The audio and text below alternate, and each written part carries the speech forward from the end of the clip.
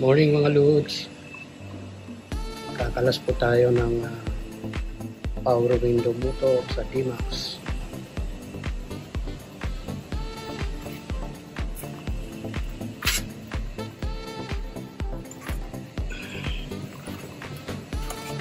Ayan po Lods.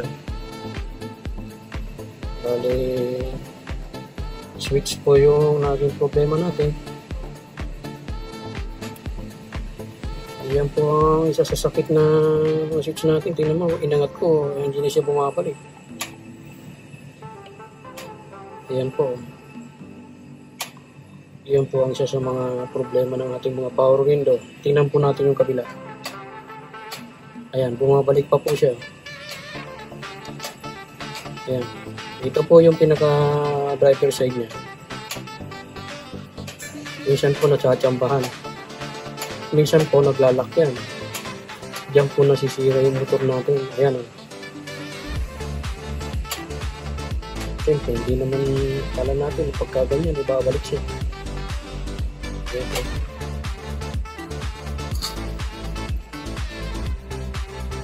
Ayan yung motor po. Papalitan natin.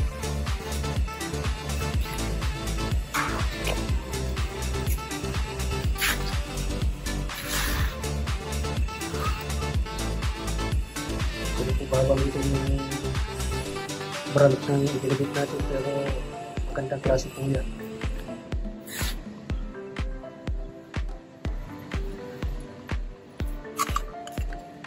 Sige po. Pati switch po, magpalit tayo. Ayan po, brand new.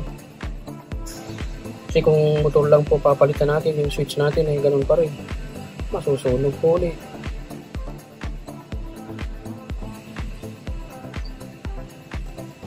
Testingin natin guys mamaya pag natapos kong ikabit.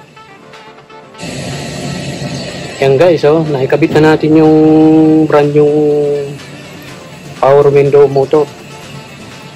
Naikabit na rin natin yung brand new switch. Subukan na natin guys.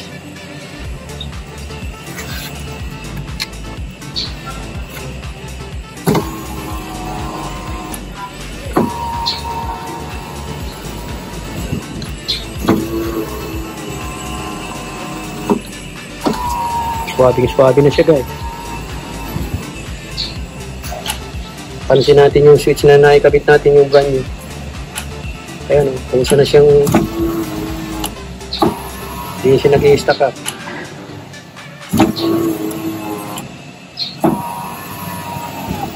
Yun lang guys. Salamat.